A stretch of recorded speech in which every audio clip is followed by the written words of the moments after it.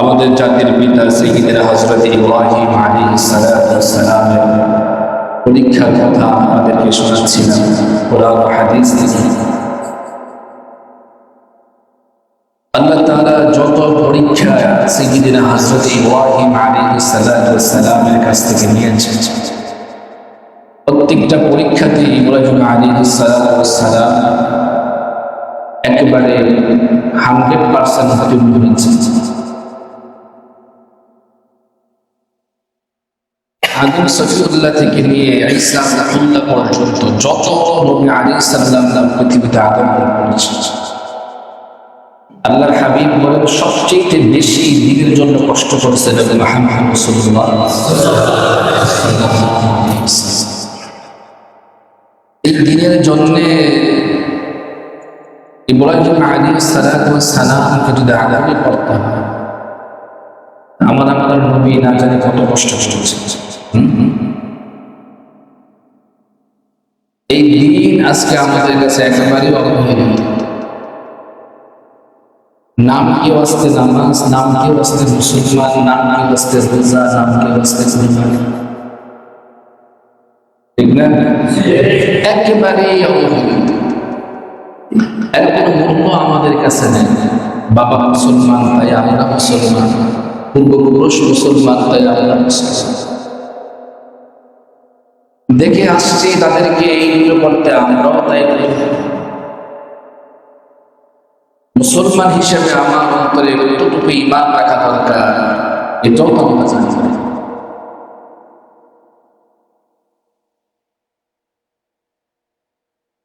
আল্লাহ তাআলা বলেন যে আমি ইব্রাহিমকে অনেক পরীক্ষা দিয়েছি, পরীক্ষায় যখন উত্তীর্ণ হয়েছে আল্লাহ বলেন আমি ইব্রাহিমকে জাতির ইমাম বানিয়ে দিয়েছি। قال إني جاعلك للناس إماما, মানুষের জন্য নেতা বানাইছি ইব্রাহিম।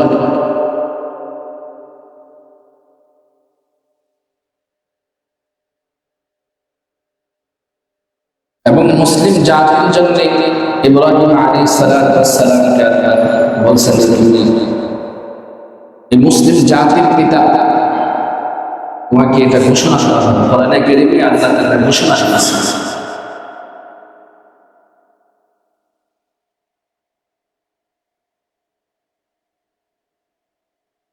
যতটা কষ্ট ইব্রাহিম আলাইহিস সালাম করেছেন দিনের জন্য, এটা নজিরবিহীন।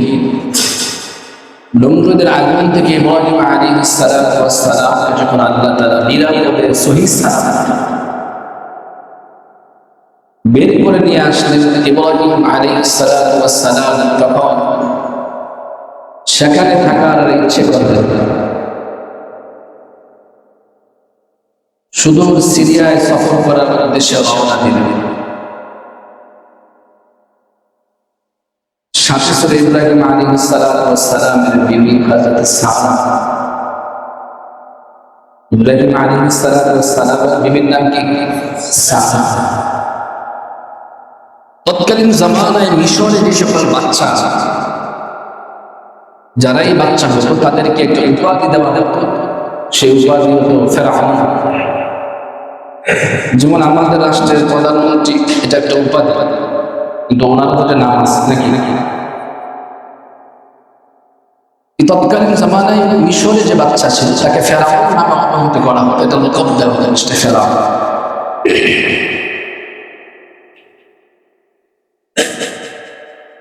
ইব্রাহিম আলাইহিস সালাম যখন মিশরে প্রবেশ করছে, বিবি সারাকে নিয়ে, সাথে সাথে সাইয়েদনা হযরত লূত আলাইহিস সালাম যিনি ছিলেন ইব্রাহিম আলাইহিস সালামের ভাতিজা, মিশরের বাদশার কাছে এই সংবাদ পৌঁছল যে এক সুন্দরী নারী আপনার রাজ্যে প্রবেশ করছে। বাচ্চা ছিল নারী রূপী। নেতা যারা হয় তাদের কাছে এই জিনিসটা একটা ইম্পর্টেন্ট বিষয়, নেতাদের বর্তমান অবস্থাতে, ঠিক কিনা? বেশি কিছু বলা লাগবে না, খবর তো আপনাদের কাছে প্রকাশ, ঠিক আছে? প্রজা দিয়ে ইব্রাহিম আলাইহিস সালামকে ধরে নিয়ে গেছে বাচ্চার কাছে, যে বলে তোমার সাথে যে মহিলাটা আছে এটা তোমার কি হবে? ইব্রাহিম আলাইহিস সালাম মনে মনে ভাবলেন, যদি বলি যে আমার বিবি হয় তাহলে বাচ্চাটা কোন নজর লাগবে। ইব্রাহিম আলাইহিস সালাম বললেন যে এটা আমার বোন। কি হয়? সমস্ত মুসলিম জাতি একে অপরের কি ভাই ভাই, একে অপরের কি। আগামী দিনে যিনি আপনার বিবি হবেন ইনি এখন আপনার মুসলমান হন নাকি? সেই দৃষ্টিকোণ থেকে ইব্রাহিম আলাইহিস সালাম বলেন যে এটা আমার বোন। কিন্তু বাচ্চা তার লোভ সামলাইতে পারবে না। কোন নজর দিয়ে যখন ইব্রাহিম আলাইহিস সালামকে জিজ্ঞাসা করলেন, ইব্রাহিম আলাইহিস সালাম চলে আসার পর হযরত সারা আলাইহিস সালামকে পাঠাইলেন আর বলে দিলেন এই কথা যে তুমি বলো যে বাচ্চার কাছে যে আমি আর কি হই, বোন বোন পরিচয় দেওয়ার পর বাচ্চা মানে নাই। তার লোভনীয় হাত যখন সামনে বাড়াইছে অটোমেটিকলি হাত অবশ হয়ে গেছে। অটোমেটিক হাত কি হয়ে গেছে? এইদিকে সাইয়্যিদুনা ইব্রাহিম আলাইহিস সালাম বসে বসে আল্লাহর কাছে দোয়া করে, রব্বে কারীম নমরুদের আগুন থেকে বাঁচাইলা, এখন তো আরেক বিপদ সামনে। আল্লাহ মেহেরবানি করে আপনি ইজ্জতটা আপনি কি করেন বাঁচিয়ে দেন। ইব্রাহিম আলাইহিস সালাম বসে বসে দোয়া করে, আর এদিকে বাচ্চার হাত কি হয়ে গেছে? অবশ হয়ে গেছে। বাচ্চা তাৎক্ষণিক বুঝে ফেললেন এই নারী কোন দুনিয়ার সাধারণ মানুষ নয়। বলে তুমি আমার জন্য দোয়া করো আমার হাত যেন ভালো হয়ে যায়। হযরত সারা দোয়া করলেন, হাত আবার ভালো হয়ে গেল। বাচ্চার হাত ভালো হয়ে গেলে আবার কি করে সারা দিকে হাত বাড়ায়, সাথে সাথে হাত আবার অবশ হয়ে গেছে। এভাবে তিনবার বাচ্চা হাত বাড়াইছে, তিনবার সারা দোয়ার বদলেতে হাত ঠিক হয়ে গেছে। বাদশা বুঝলেন যে এখানে আর কিছু করা যাবে না, এটা দুনিয়ার কোনো সাধারণ মানুষ নয়। ইব্রাহিম আলাইহিস সালামকে ডাকলেন, বললেন তুমি কে? বলে আমি এই জামানার নবী সাইয়্যিদনা হযরত ইব্রাহিম আলাইহিস সালাম। বাচ্চা খুশি হয়ে ইব্রাহিম আলাইহিস সালামকে বিশেষ কিছু উপঢৌকন দিলেন, মাল সামানা দিলেন। পাশাপাশি বাচ্চার দরবার থেকে একটা বাতি দিলেন, যে বাতির নাম ছিল হযরত হাজেরা। হযরত ইব্রাহিম আলাইহিস সালাম এই হাজেরাকে বিবাহ করলেন। সংসার চলতেছে, কিন্তু ইব্রাহিম আলাইহিস সালামের ঘরে ঘরে সন্তান আদি হয় না। কিছু কিছু তাফসীরের কিতাবের ভিতরে লেখে 85, কিছু কিছু তাফসীরের কিতাবের ভিতরে লেখে 95 বছর। আল্লাহর কাছে দোয়া করে, আল্লাহ রব্বি হাবলি মিনাস সালিহিন, আল্লাহ আপনি আমার একটা নেককার সন্তান ইদের নেককার সন্তান।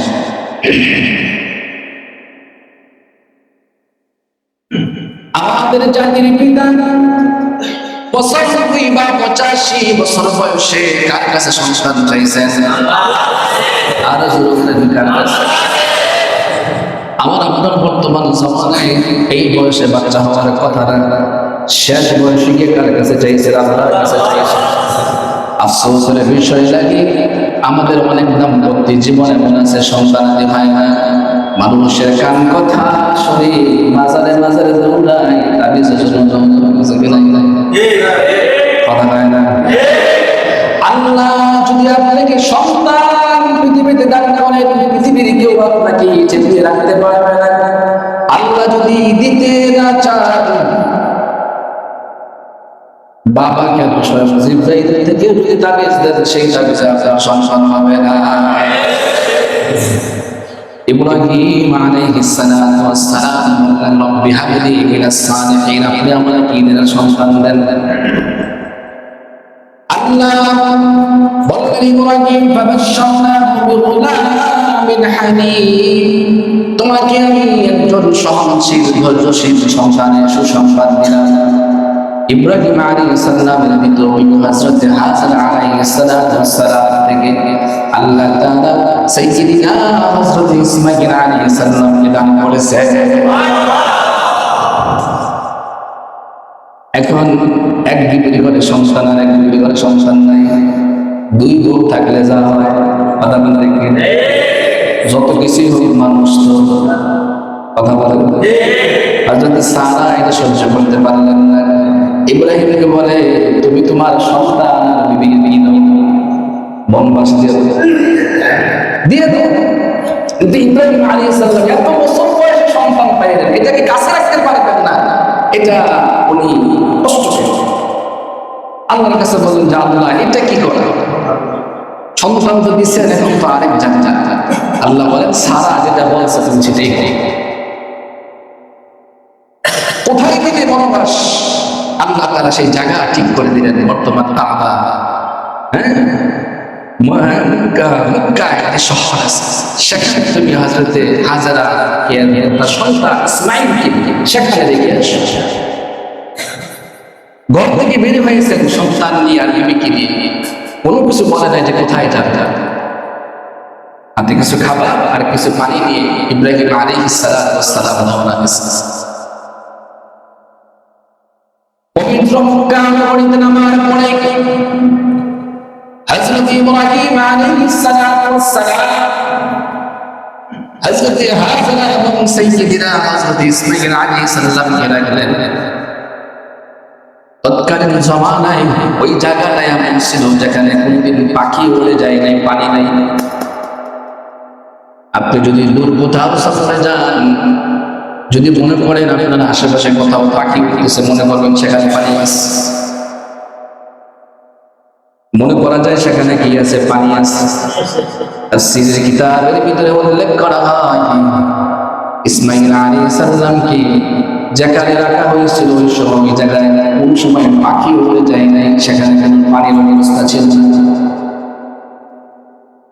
ইব্রাহিম আলাইহিস সালাম সামান্য কিছু খাবার নিয়ে ইসমাঈল আলাইহিস সালাম এবং তার বিবি হাজেরাকে রেখে আসলেন। বিবি বুঝতে পারে না আমার স্বামী কি করতেছে। যাবার সময় হযরত হাজেরা বারবার ডাকলেন, কোথায় যান আমার একা একা রেখে। ইব্রাহিম আলাইহিস সালাম কোনো কিছু না বলে শাহাদাত বলে আসমানের দিকে তুললেন, আকাশের দিকে তুললেন। বিবি হাজেরা বুঝতে বাকি হয় নাই, তিনি বলেন পয়গম্বর ওহী ব্যতীত কোনো কাজ উনি করেন না। শাহাদাত আঙ্গুল যেহেতু আকাশের দিকে উত্তোলন করেছে, বোঝা যায় এটা আল্লাহ তাআলার ফয়সালা। সঙ্গে সঙ্গে হাজেরা বলে, আল্লাহ তাআলা যদি খুশি হন, আল্লাহ তাআলার যদি ফয়সালা থাকে, নিশ্চিন্তে আপনি এখানে আমাকে রেখে যেতে পারেন, এই ব্যাপারে কোনো চিন্তা এবং টেনশন আমার নাই। আবার বন্ধুগণ খাবার শেষ হয়ে গেল, ক্ষুধার যন্ত্রণায় সন্তান কাঁদে, মা ছটফট করে, কোথাও কোনো জনবসতি নাই, চোখের দৃষ্টি যতদূর যায় শুধু মরুভূমি বালুকণা, কোথাও কোনো মানুষের আনাগোনা নাই। ছোট্ট একজন শিশু, যে শিশুর প্রজন্ম থেকে, যে শিশুর বংশ থেকে আল্লাহ তাআলা আমার আপনার নবী মুহাম্মদ রাসূলুল্লাহ সাল্লাল্লাহু আলাইহি ওয়াসাল্লামকে পাঠাইছেন, ওই শিশুটা ইসমাঈল আলাইহিস সালাম ক্ষুধার যন্ত্রণায় কাঁদে, ক্ষুধার যন্ত্রণায় ছটফট করতেছে। মা হাজেরা পাগলের মতো হয়ে একবার ডাইনে দৌড়ায়, বামে দৌড়ায়, এক পাহাড়ের নাম হলো সাফা, আরেক পাহাড়ের নাম হলো মারওয়া। হাজি সাহেবগণ যারা হজ করতে যান, এই দুই পাহাড়ে সাই করা সারা তাদের হজ কবুল হয় না। একজন মা সন্তানের প্রেম পাগল হইয়া খাবারের খুঁজে একবার সাফা পাহাড়ে উঠে আবার মারওয়া পাহাড়ে উঠে এভাবে 7 বার ওঠানামা করলেন। আল্লাহ তাআলার কাছে সন্তানের জন্য, সন্তানের মহব্বত নিয়ে এই যে কাজটা করেছি এত পছন্দ হয়েছে, আল্লাহ তাআলা আনেওয়ালা সমস্ত উম্মতের জন্য, হাজী সাহেবদের জন্য এই কাজটা ওয়াজিব করে দিয়েছে। যারা হাজী হন, হজ করতে যান, এই পাহাড়ে সাই করা চান, দৌড়ানো চান, তাদের হজ কি হয় না? কবুল হয় না। এদিকে শিশু সন্তান ইসমাঈল আলাইহিস সালাম ক্ষুধার যন্ত্রণায় ছটফট, বাচ্চারা যেমন পায়ে নাড়াচাড়া করে, ইসমাঈল আলাইহিস সালাম কি করেন? নাড়াচাড়া করতেছে। জিবরাইল আমিন এসে ইসমাঈল আলাইহিস সালামের পায়ের তলায় পাখা দিয়ে বাড়ি দিলেন, সাথে সাথে পায়ের নিচ থেকে পানির ফোয়ারা বের হয়ে আসে। জিবরাইল আমিন ডাক দেয় হাজেরা, হাজেরা জানলা ডাকে কে? এদিকে তাকায় সেদিকে তাকায়, মানুষ দেখা যায় না। বলে কে ডাকো? তুমি কি খাবার নিয়ে আসছো? বলে আমি জিবরাইল। তুমি দৌড়ে সন্তানের কাছে আসছো। হাজেরা দৌড়ে এসে তাকিয়ে দেখে ইসমাঈল আলাইহিস সালামের পায়ের নিচ থেকে পানি ফোয়ারা বের হতেছে। হযরত হাজেরা সাথে সাথে পানিগুলো জমিয়ে রাখার জন্য চতুর্দিকে মাটি উঁচু করলেন, টিলা বানালেন। আল্লাহর পয়গম্বর নবী মুহাম্মদ রাসূলুল্লাহ সাল্লাল্লাহু আলাইহি ওয়াসাল্লাম বলেন, সেদিন যদি হাজেরা জমজমের কূপের সেই পানিটা এভাবে মাটি উঁচু করে উপরে না পানি জমাইতেন, তাহলে তামাম মদিনা মক্কা ঝর্ণায় রূপান্তরিত হয়ে যাইত। বুদ্ধিমত্তার কাজ করেছেন। সেখান থেকে জমজমের কূপ আল্লাহ তাআলা সৃষ্টি করেন। সাহাবাইরা আল্লাহর পয়গম্বরকে কষ্ট করেছিলেন, যেন পয়গম্বর এই কূপের শেষে আল্লাহ রাসূল বলেন এটা জান্নাতের পানি, সারা জীবন খাইলে শেষ হবে। এই জমজমের পানির বৈশিষ্ট্য হলো দুইটা, এটা তৃষ্ণাও নিবারণ হয়, ক্ষুধাও নিবারণ হয়। তৃষ্ণাও নিবারণ হয়, ক্ষুধাও নিবারণ হয়। সাইয়্যিদুনা হযরত ইব্রাহিম আলাইহিস সালাম যখন সন্তানদেরকে রেখে গেলেন, তখনই দোয়া করেছিলেন যে আল্লাহ এই জমিটাকে আপনি উর্বর করে দেন, মানুষদেরকে এই ঘরের মধ্যে আপনি আকৃষ্ট করে দেন। দেখেন না এখন তামাম পৃথিবী থেকে হাজার লক্ষ লক্ষ মানুষ প্রতি বছর কাছে যায়, কথা বলা ঠিক কি না? কিন্তু কখনো জাতিটা ভাঙবে না। যে জায়গায় লাগার কথা 3 থেকে 3.5 লাখ, সেই জায়গায় লাগে 7 থেকে 8 লাখ। কথা কয় না? যাই মানুষ বাংলাদেশ থেকে হজে যাইতো, এখন 1% কমে গেছে শুধু খালি এই দুর্নীতির কারণে। মানুষদের নিজের একটা মুখের ব্যথা, তামান্না রব্বে কারিমের কাবার সামনে দাঁড়িয়ে দাঁড়িয়ে লাব্বাইক বলতে এই তামান্নাটা পর্যন্ত জালেম মিটাইতে দেয়। হাসরের ময়দানে কাবাকে সাক্ষী রেখে সেই জালেমের বিরুদ্ধে অন্তত আমিন করব, আল্লাহ দরবারে মামলা দায়ের দেয়। কাবা আসতে চেয়েছিল, কিন্তু জালেমদের জুলুমের কারণে তোমার দরবারে আসতে পারে না। কথা বলেন। পানের শহর মক্কা, নবীজির রওজা, কি শান্তি!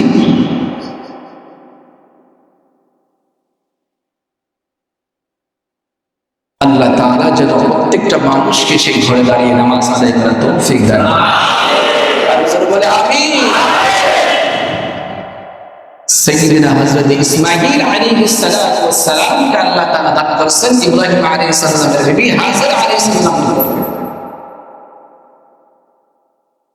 আরেকজন বিবি ছিল সারা। সারা বলে আল্লাহ তাআলা দান করেছেন সাইয়্যিদুনা হযরত ইসহাক আলাইহিস সালাম। এলো একটা সুন্দর একটি ঘটনা আল্লাহ তাআলা কোরআনে কারীমে তুলে ধরেছেন। এভাবে সাইয়্যিদুনা হযরত লূত আলাইহিস সালামের কওমকে যখন আযাব দেওয়া হয়, ঠিক সেই মুহূর্তে কিছু ফেরেশতা হযরত ইব্রাহিম আলাইহিস সালামের ঘরে গেছে। ইব্রাহিম আলাইহিস সালাম যখন দেখছেন যে মেহমান আসছে, মেহমান দিকে সাথে সাথে মনে পড়েন একটি বকরি জবাই করে ঘুণা করে মেহমানদের সামনে আসছে। মেহমান তো মেহমান, যেমন তেমন মেহমান, আসমানের মেহমান। ইব্রাহিম আলাইহিস সালাম বুঝতে পারে না তারা যে ফেরেশতা, সামনে মেহমান দাঁড়িয়ে রাখছেন কিন্তু তারা হাত লাগায় না। ইব্রাহিম আলাইহিস সালাম মনে করলেন যে তারা মেহমানদারিতে সন্তুষ্ট হয় না, এই জন্য হাত রাখে না।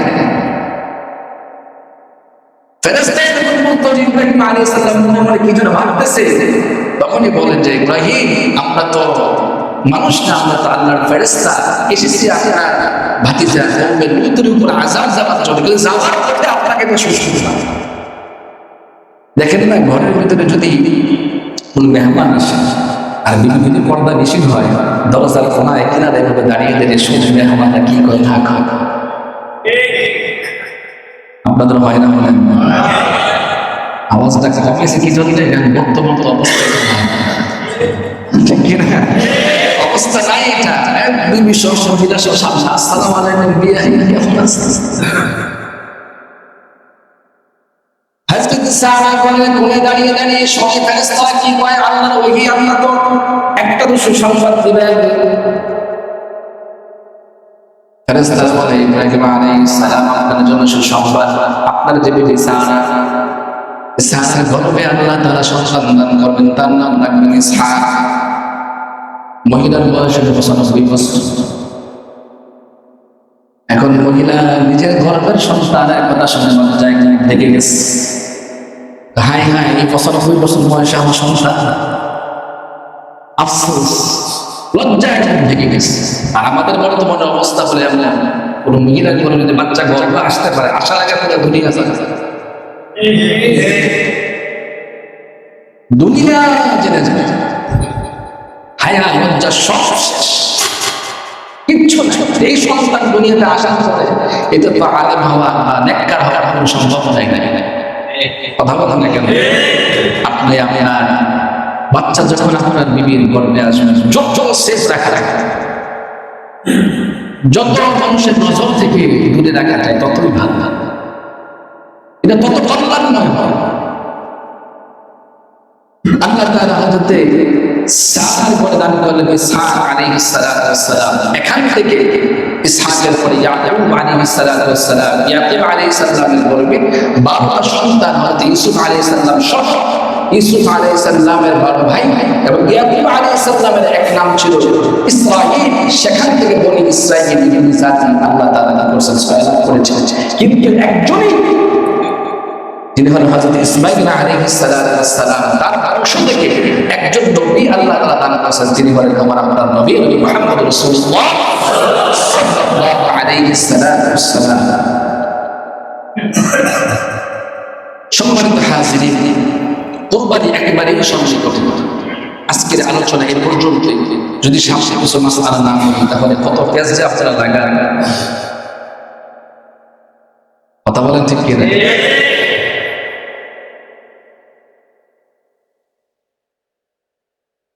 রাসূলুল্লাহ সাল্লাল্লাহু আলাইহি সাল্লামকে সাহাবায়ে কেরাম প্রশ্ন করেছিলেন যে ইয়া রাসূলুল্লাহ, এই কুরবানি কি জিনিস? রাসূল বললেন যে এটা হলো তোমাদের পিতা ইব্রাহিম আলাইহিস সালামের সুন্নাত। সাহাবায়ে কেরাম আবার প্রশ্ন করলেন যে এই কুরবানিতে কি আছে? রাসূলুল্লাহ সাল্লাল্লাহু আলাইহি ওয়াসাল্লাম বলেন, এই কুরবানির পশু প্রত্যেকটা পশমে পশমে আল্লাহ তাআলা নেক দান করেন। সাহাবায়ে কেরাম আবার প্রশ্ন করলেন যে ইয়া রাসূলুল্লাহ, ভেড়া তো পশম বেশি, ভেড়া পশম বেশি, দুম্বার পশম বেশি, এদের পশম পশমে কি আল্লাহ তাআলা নেক দান করবেন? আল্লাহ রাসূল বলেন, অবশ্যই এদের পশম পশমে আল্লাহ তাআলা তোমাদের কি দান করবেন? নেক দান করবেন। কোরআনে কারীমে আল্লাহ তাআলা বলেন, ওয়ালিকুল্লি উম্মাতিন জাআলনা মানসাকান লিয়াযকুরু ইসমাল্লাহি আলা মা রাযাকাহুম মিন বাহিমাতিল আনআম। প্রত্যেকটা উম্মতের জন্য আল্লাহ তাআলা কুরবানি রেখেছেন। শুধু যে আল্লাহ তাআলা উম্মতি মুহাম্মদকে কুরবানি দিয়েছেন তা না, পূর্ববর্তী উম্মতের জন্য কি ছিল? কুরবানি ছিল। পদ্ধতি ভিন্ন ছিল, কিন্তু পূর্ববর্তী উম্মতের জন্য কি ছিল? কুরবানি ছিল। আফসোসের বিষয় অনেক মুসলমান ভাই আছে, কুরবানি দেওয়া সামর্থ্য থাকা সত্ত্বেও কুরবানির ধারে কাছেও যায় না। কথা বলেন না কেন? সে মনে করে যে কুরবানি দেওয়া না কোথায় একটা জরিমানা, আমি কুরবানি দিয়ে আমার 20,000, 30,000, 50,000 টাকা নষ্ট করব, আফসোস লাগে। আপনার কথায় কথায় মানুষের কানে জুসবা একটা বলে কিপটা নাকি নাকি, এটাকে ব্যয় বলে, যে ব্যয় করতে কি করে, ব্যয় করতে চায় না। যাকে তাকে কথা বলা যাবে না। সংস্কৃতির পরিভাষায় ব্যয় ওই ব্যক্তিকে বলা হয় যে আল্লাহ তাআলা তাকে যেখানে মাল খরচ করতে বলেছেন সেখানে যদি সে মাল খরচ না করে, সেখানে তো সে মাল খরচ না করে, আপনি বুঝতেই পারবেন না যে কুরবানি না দেওয়ার কারণে কত বড় আযাব যে আপনার 1 বছর ধরে চলে গেছে, আপনি বুঝতেই পারবেন না। এখন থেকে আমরা সবাই পরিপক্ষ নিয়ত করি যে এই বছর অবশ্যই অবশ্যই এমন একটি ইবাদত আমি করব ইনশাআল্লাহ। বলেন ইনশাআল্লাহ। কেউ কেন পারে না এই ইবাদত আপনি করবেন। আমরা সাধারণ সবসময় ছোট ছোট বাচ্চা থাকে তাদেরকে দিয়ে আমরা দান সাজদা করাই, আশায় যে তাদের জন্য কি হয়, অভ্যাস হয়ে যায়। কথা বলেন ঠিক কিনা? এখন আপনি যদি আপনার সন্তানদের সামনে কুরবানি করে যে ইবাদত এটা দেখিয়ে না তাহলে মরার পরে তারা কুরবানি দেবে না। বড় হিসাব করে দেখা যায় অনেকের উপরে কুরবানি ওয়াজিব দিতে চায়। এই সকল মানুষের উপর সদকায়ে ফিতর ওয়াজিব, এই সকল মানুষের উপর সদকায়ে ফিতর ওয়াজিব, তাদের উপর কুরবানি ওয়াজিব, তাদের উপর কি কুরবানি ওয়াজিব। 52.5 ভরি রূপা আর 7.5 ভরি স্বর্ণের এই যে নেশাব, যাকাতের নেশাব, এই নেশাবটাই কুরবানির নেশাব। তবে শর্ত হলো, যাকাতের জন্য শর্ত হলো যে 1 বছর মাল থাকতে হয়, আর কুরবানির জন্য 1 বছর মাল থাকা লাগে না। কুরবানির সময় হলো 3 দিন, জিলহজের 10, 11, 12, 10, 11, 12 এই দিনগুলোর ভিতরে যদি আপনি এই সমস্ত মালের মালিক, সম্পদের মালিক থাকেন তাহলে আপনার উপর কি কুরবানি ওয়াজিব। এক্ষেত্রে আমরা নেশাবটা ধরবো কিভাবে? 7.5 ভরি রূপার দাম কত আসে বলেন? 70-80 কি? আপনার মৌলিক যে প্রয়োজন, মাল সামান আছে, ঘর, আপনার পোশাক আদি, নিজের জন্য একটি বাহন, এই সকল বিষয়বস্তু ছাড়া বাকি সমস্ত সম্পত্তির ভিতরে যদি আপনার এই টাকাটা থাকে তাহলে আপনি কুরবানি দেন। আপনার কুরবানি কি?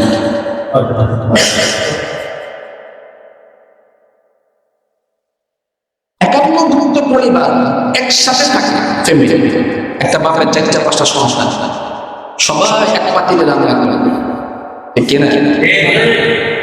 এক পাতিলে রান্না করে, সেখানে বাবার উপর কুরবানি কি ওয়াজিব, কার উপর কুরবানি ওয়াজিব?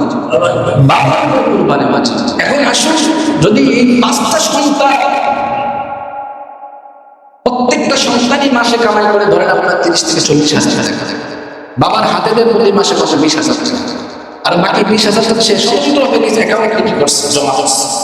এখন নিজ অ্যাকাউন্টে জমা করতে করতে তার কাছে যদি ওই 7-8 কোটি রূপার দামের টাকা হয়ে যায়, তাহলে কুরবানি ওয়াজিব। তার উপর কি কুরবানি ওয়াজিব। এখন আপনার বাবা যদি একটা গরু কিনে আপনার 5 ভাইয়ের নাম দিয়ে দেয় তাহলে কি হয়ে যাবে? আদায় হয়ে যাবে, যেহেতু আপনি 51 পরিবার। ঠিক আছে? অনেকে বলে যে মহিলাদের উপর কুরবানি ওয়াজিব হয় কেন? গত বছর একজন আমার এই প্রশ্ন করেছে, মহিলা বলে কুরবানি আবার কেন ওয়াজিব আছে? তারা তো মহিলা, মহিলারা বলে যে বছর মালিক হয় না, হয় কথা বলে না। আপনি আপনার স্ত্রীকে যে মহর দিচ্ছেন, যে মহরটা আপনি আপনার স্ত্রীকে দিচ্ছেন, কথা 2 লাখ টাকা আপনি ক্যাশ দিয়ে দিচ্ছেন, 2 লাখ টাকা থাকলে কুরবানি ওয়াজিব হয় না? আপনার স্ত্রীর উপরে কুরবানি ওয়াজিব। আপনার স্ত্রী 5 ভরি, 2 ভরি, 7 ভরি, 8 ভরি, 9 ভরি, 10 ভরি স্বর্ণ আছে, তাহলে আপনার স্ত্রীর উপরে কুরবানি ওয়াজিব। এখন স্বামী যদি একটা গরু কিনে 7 সালের এক নাম স্ত্রীর নামে দিয়ে দেয় তাহলে কি হয়ে যাবে? আদায় হয়ে যাবে। কিন্তু স্বতন্ত্রভাবে তার উপরে কুরবানি ওয়াজিব, তার উপরে কি কুরবানি ওয়াজিব।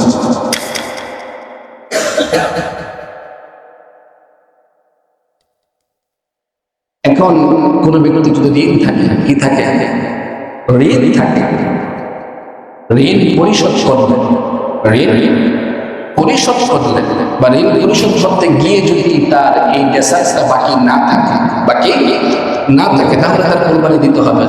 বা এমন আছে আপনার 2 লক্ষ টাকা আছে, কিন্তু টাকাটা আপনার কাছে আছে, আপনার কাছে নাই, একজনের নিচে সে টাকাটা দিতেছে। যদি এমন হয় তাহলে তার কোরবানি কিনা ওয়াজিব নয়। আরেকটি বিষয় হলো যে কোরবানির পশু, কোরবানির পশু এই বিষয়টা নিয়ে খুব ঝাঁটা। গত বছর গিয়েছিলাম আপনাদের এই জীবন মেলা দিয়ে হাঁটতে, আজকে যদি টাকায় দেখি ছোট ছোট ছোট, ঠিক না? আমি জিজ্ঞেস করলাম, ভাই এগুলো কেন আনছে? উনি আমার বিক্রি করার জন্য যাচ্ছে, এগুলো কি কোরবানি হলো? কমজোর ডাকছে, কথা কয় না। মাসালার নাম কি?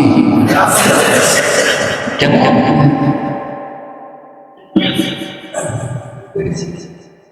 হাদিস এবং মাসআলার কিতাবে বলেন, হাদিস এবং বলেন, হাদিস এবং আমার আজকের এই বয়ানের বলে জীবনে কেউ যদি কোনোদিন এই সকল বিষয়ে সংশয় থাকে তাহলে দয়া আমার ভাই বারবার বলি, হাদিস এবং মাসআলার কিতাবের ভিতরে দাঁতের কথা নাই, বয়সের কথা আছে। কিসের কথা আসছে? বয়সের কথা আসছে। একটা ওটের বয়সের সীমা হলো 5 বছর। কয় বছর? ওটের বয়স কত? বলেন, ওটের বয়স কত? 5 বছর থেকে যদি একদিন ওটের বয়স কম হয় তাহলে ওই দিয়ে আপনি কুরবানি করলে কুরবানি হবে না। কথাটা বুঝছেন? বুঝেন? এখন যদি ওই কিনা কয় বিক্রেতা বলে যে এটা কি 5 বছর হয়ে গেছে, তাহলে আপনার তো বুঝেন কিছু না, কিনা আপনি বুঝেন না কিছু, কথা কয় আমাদের দেখে বুঝেন কিছু, তারপর কি তারটা মানবেন? সব জায়গায় আমরা একবারে এবারে একবারে আমরা সব নামাজ পড়তে আসি, পাঞ্জাবি করে আসে না, নামাজ আল্লাহ করবে, গেঞ্জি করে নামাজ ফতুয়া আমাদেরকে দেখে, কথা কয় না। তখন তো গেঞ্জি পরে নামাজ হয়, কাপড় সাফা করে নামাজ হয়, কথা বলা উলঙ্গ হয়ে নামাজ পড়া নামাজ হয়, প্রয়োজন বসে। আপনি যে বলতে আমার ফতুয়া দিলেন যে গেঞ্জি পরে নামাজ হয়, তাহলে আল্লাহ কেন বলছে তোমরা যখন মসজিদে যাও তখন সৌন্দর্য অবলম্বন করো। সৌন্দর্য নিয়ে গেঞ্জিতে না পাঞ্জাবিতে? এগুলো বুঝেন না, শুধু তাম দুনিয়ার সমস্ত ভালো বুঝি এবাদতের ক্ষেত্রে কোনখানে 6 টাকা নামাজ হয়, এগুলো ধান্দায় মুসলমান থাকে। আবার মরার পরে সবার আগে জান্নাত নাম না, একবারে মনে হয় জান্নাতের টিকিট দিয়ে পারবো দুনিয়া দাঁড়া আছে। কি বললাম? আপনাদের বয়স কত? একদিন কম মানে গরু মহিষ, বলে গরু 2 বছর। কয় বছর? 2 বছর। কয় বছর? একদিন কম হলে, একদিন কম হলে দাঁতের কথা আসছে, বয়সের কথা আসছে। একদিন কম হলেও আপনার এটাতে কোরবানি হবে না। এখন বিষয় করে কোনটা দেখেন, এখন বিষয় করে কোনটা যে এখনকার জমানায় যে গরুগুলো আছে অল্পতেই মনে করেন যে তারা হাই হাই খাবার খাই, মনে করেন যে অল্প তারা এটা বড় করে ফেলে, ঠিক না? বড় করে ফেলে। এটা বুঝার কোনো কায়দা নেই, ওই যে মালিক সেই এটা বুঝতে পারে।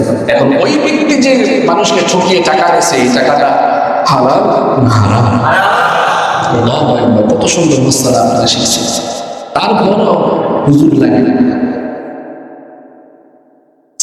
বুঝে দেন, আপনি তো ধোকা দিয়েছেন, কিন্তু আপনিও তো বুঝেন যে গরুটা 2 বছর হয়েছে কি না, বোঝা যায়। 2 বছর বয়সের সময় যদি একদিন কম হয় তাহলে ওই গরু দিয়ে কোরবানি করলে কোরবানি হবে না। এখন বাকি আছে কোনটা? ছাগল, ভেড়া, দুম্বা, ছাগল ভেড়া দুম্বা, ছাগল ভেড়া। আমাদের দেশে দুম্বা খুব কম, সচরাচর গাবতলী হাতে গেলে পাওয়া যায়, এছাড়া আমার মনে হয় না যে পাওয়া যায় কম। কিন্তু ভেড়া আর কি দুম্বা আর ছাগল, এই তিনটা পশু থেকে আমরা ছাগলকে আলাদা রাখি, ভেড়া আর দুম্বার কথা আগে রাখি। ভেড়া আর দুম্বা যদি এমন হয় 6 মাস বয়স হয়েছে, 6 মাস বয়স হয়েছে, 6 মাস 7 মাস 8 মাস হয়েছে, কিন্তু দেখতে দেখা যায় যে এটা 1 বছর হয়ে গেছে, মোটা তাজা নিষ্ঠ পশু, দেখতে দেখা যায় কয় বছর হয়ে গেছে, 1 বছর হয়ে গেছে, তাই না? এটা দিয়ে কি হবে? কুরবানি হবে। আমি কোন দুইটা প্রাণীর কথা বলছি? ভেড়া, ছাগলের কথা বলছি। ছাগল সম্পূর্ণ 1 বছর হতে যদিও মোটা হতে ঘুরে দেখা যায়,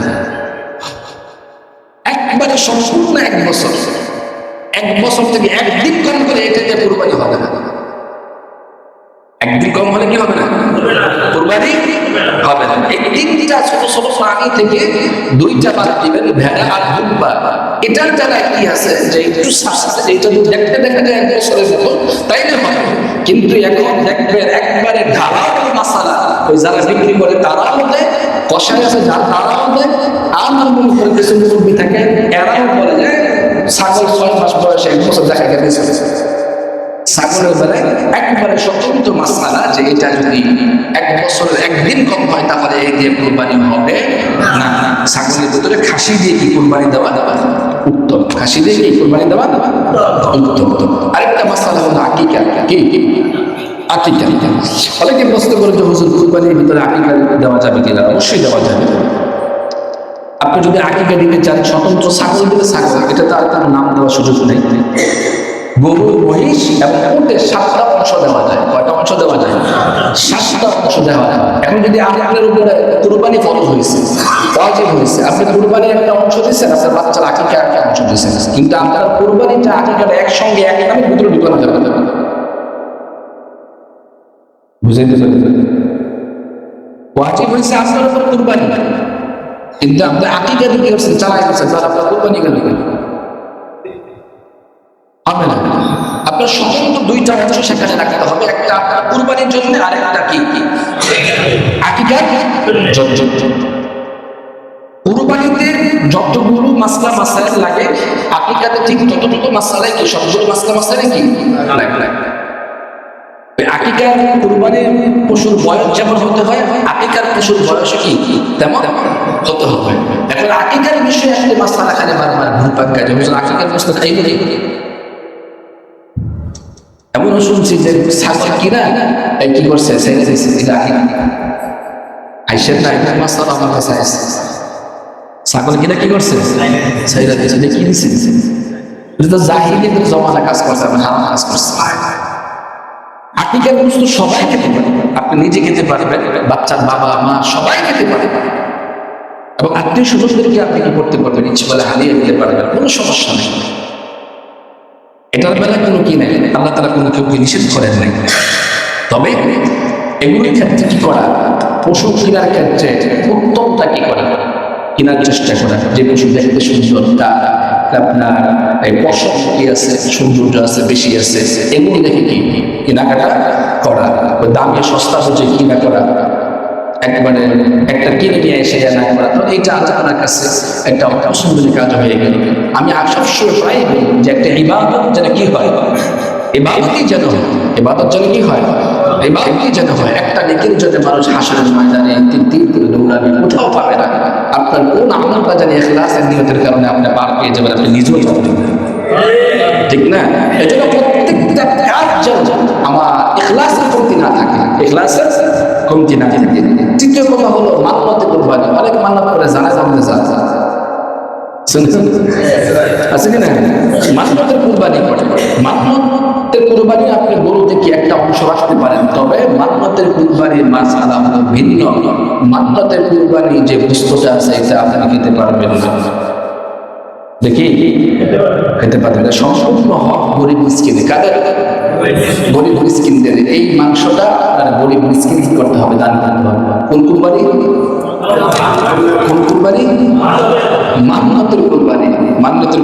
বস্তু কি নিজে খেতে পারবে না, এটা মানুষের করতে হবে, সজ্জা করে দিতে হবে।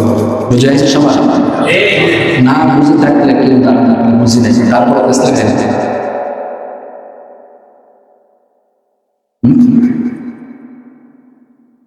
আছে কি মাশাআল্লাহ। এই জন্যে আমি বারবারই বলি, এবাদত করবেন কোন ক্রেতা কসাই ক্ষেত্রে বা কারো কথা শুনে আপনার ইবাদতটা যেন কি না হয়ে যায়, নষ্ট না হয়ে যায়। আপনাকে বলে দিলে কোথায় দেখবো, আরে বয়স হয়ে গেছে, কিন্তু আপনি দেখতেছেন বয়স হয়ে নাই, কিন্তু তার কথা শুনে আপনি নিয়ে আনছেন, ঠিকই কিনে নিয়ে আনছেন।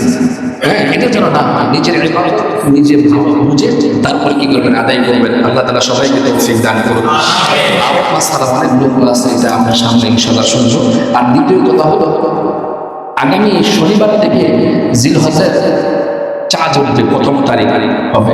একটা মাসআলা আছে, এমন যারা কুরবানি করে তারা যেন এই জিলহজের মাসের চাঁদ ওঠার পর থেকে, চাঁদ ওঠার পর থেকে কুরবানি করার আগ পর্যন্ত চোখ, হ্যাঁ, এবং অবাঞ্ছিত জল যেগুলো আছে এগুলো যেন উপরে না ফেলে, কুরবানি দেওয়ার পরে এগুলো যদি কি করে হাত পায়ে এগুলো কাটে। তো এখন আমরা যারা কুরবানি দিব তারা যেন এর আগেই পাক সাফ হয়ে যায়, পরবর্তী কুরবানি দেওয়ার পরে আমরা হাতের নখ গুলি কাটার চেষ্টা করি। ইনশাআল্লাহ সবাইকে তৌফিক দান করুন। আলহামদুলিল্লাহ।